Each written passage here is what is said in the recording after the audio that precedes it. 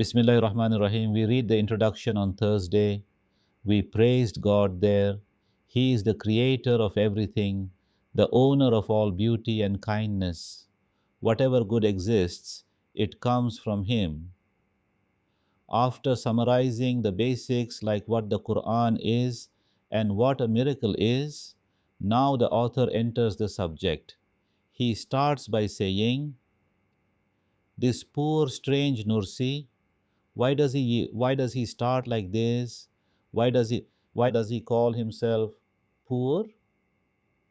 Of course, we are all poor before God, but there's a specific reason here. The way I understand it is, he is saying these truths in the Risale-I Nur collection are not my property, he says. They belong to the Quran. Think of a child wearing very expensive jewelry. Is the child rich? No, the child is poor in himself. Those jewels show his father's wealth. The author, said Nursi, is saying the same thing. Since these ideas are derived from the truths of the Quran, they are from the Quran's wealth, so they don't belong to me. And why does he call himself strange? Garib. He means strange, in his station, someone different.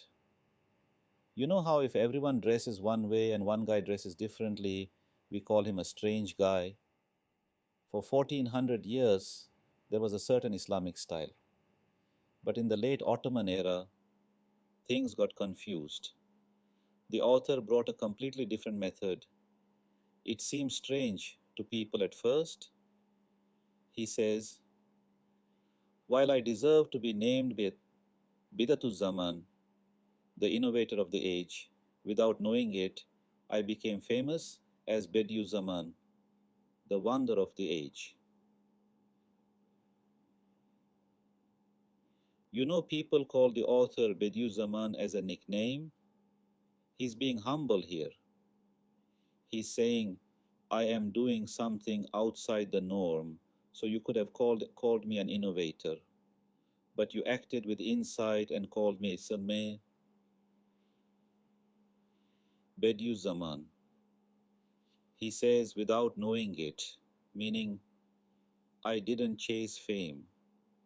My goal was just for the Quran to be lived and for people to rise up for truth.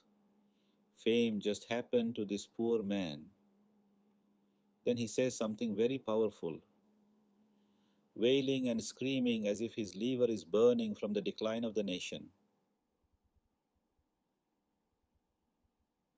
As if his liver is burning. When a man says, my liver burned, it means he is in immense pain, like a mother who lost her child. She tears herself apart, screaming and wailing on the ground. The author feels that kind of storm inside him. Why? Because of the decline of the nation. Humans are high, animals are low.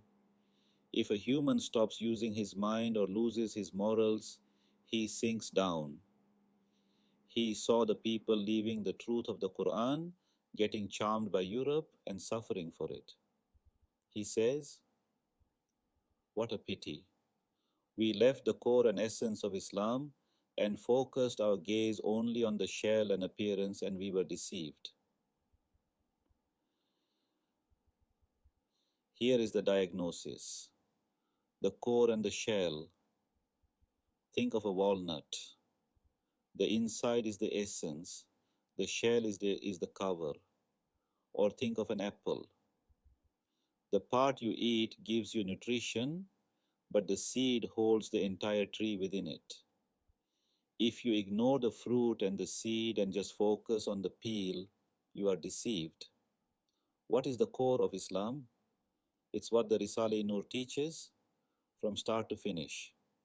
Faith, the names of God, the meaning of worship. For example, the ninth word teaches the meaning of prayer. If you just tell a man, go pray, stand like this, bow like this, that's the shell, it has value, but if he doesn't know why he's doing it, he might not see the worth. But if you explain it like the ninth word does, that it's an invitation to the audience of the King of eternity, he will run to pray. We focused on the shell, and the shell isn't worth much without the light of the core.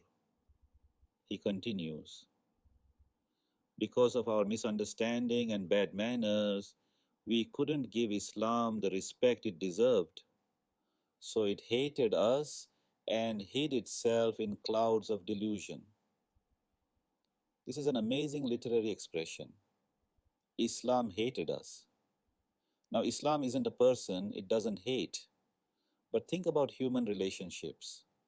If you have a valuable friend and you treat him casually, mock him, or ignore his worth, he will pull away from you. He will close himself off. Islam is the same. Its nature requires respect.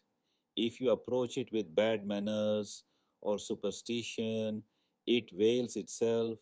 You have to cleanse yourself of wrong ideas to see its beauty. Then he explains how we messed up. We mixed Israelite stories, Israeliyat, into the fundamentals, stories into our beliefs, and metaphors into our truths. This is a huge problem.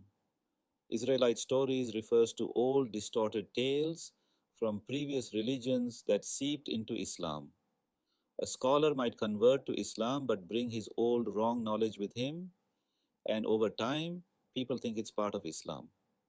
For example, I was talking to a guy. Stories are popular in a nearby town. He told me a story about a man who worshipped by rolling around in the sand and doing somersaults. When people asked what he was doing, he said, I am worshipping. Then, supposedly, a boat came by and this man walked on the water to the boat without sinking. The storyteller says to me, see, worship can be any way you want. The man didn't sink, so he must be right. Look at that. He used a made-up story to throw away the actual form of prayer taught by the Prophet. Just because of a story about walking on water or taking metaphors literally. There's a metaphor that the world stands on a bowl and a fish. It's symbolic. But if you make this a literal belief, then astronomy comes along, looks at the earth floating in space, and says there is no bull. Then they say Islam is superstition. No, you turned a metaphor into a fact and damaged the religion. He says, because of this, as a punishment, it left us in humiliation and misery in this world to discipline us. It's a punishment. We have a treasure, but we can't open it because of our errors. So we end up miserable and backward compared to the rest of the world. Who is to blame? We are.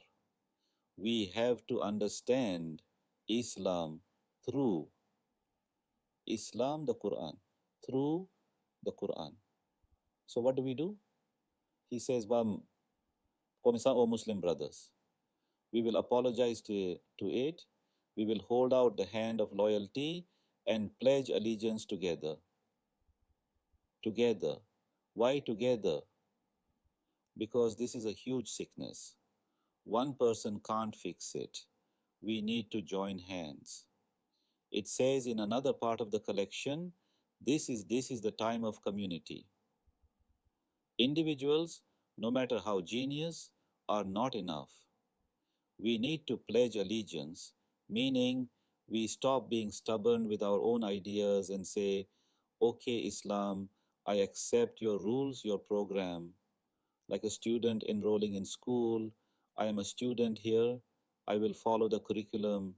We must hold on to that strong rope, Hablul Metin. It's so strong because it connects to the universe's truths, which connect to God's names, which connect to Allah. It can lift all of humanity out of the swamp. Now listen to this declaration.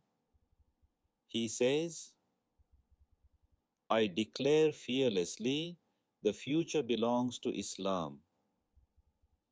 Fearlessly. You only speak without fear when you are 100% sure.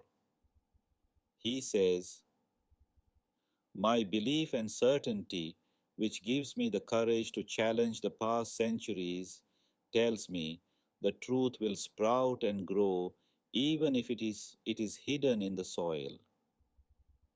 He compares the truth to a seed. If you bury a seed in the soil, you can't see it.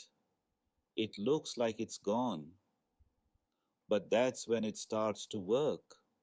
It feeds, it cracks its shell, it pushes through the dirt and becomes a huge tree. Right now, Islam might look buried under misunderstandings, ignorance, and attacks. But the truth is so powerful it will tear through all of that. It will tear through the soil of blind imitation and hostility.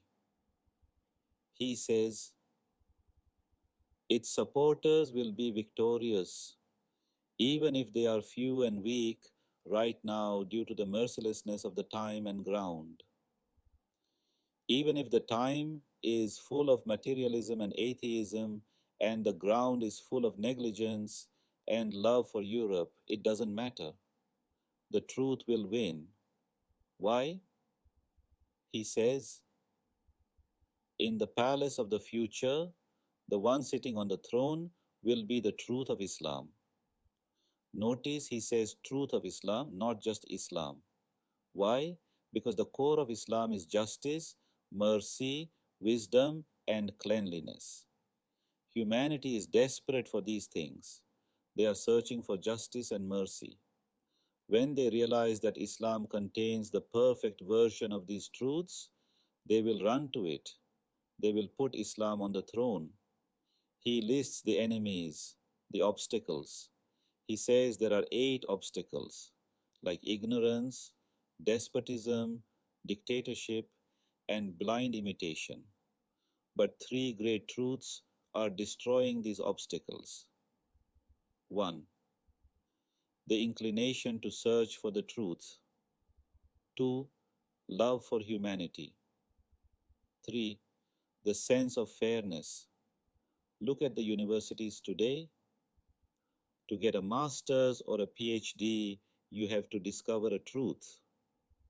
You have to research the universe. We had a brother who studied the juniper seed and became a professor because of it. Science is pushing people to find the truth. And when you dig deep into the truth of the universe, where do you end up? You end up at God. You end up at the Quran. The author also says, science and Islam are not enemies. That's the biggest misunderstanding. People think they fight. He says, how can a son fight his father? Islam is the master and father of true sciences. So, this idea that religion and science are in conflict is just a delusion, a misunderstanding. Once we clear that up, once we stop taking metaphors literally and start seeing the core, the sun of Islam will shine again. We just have to stop looking at the shell.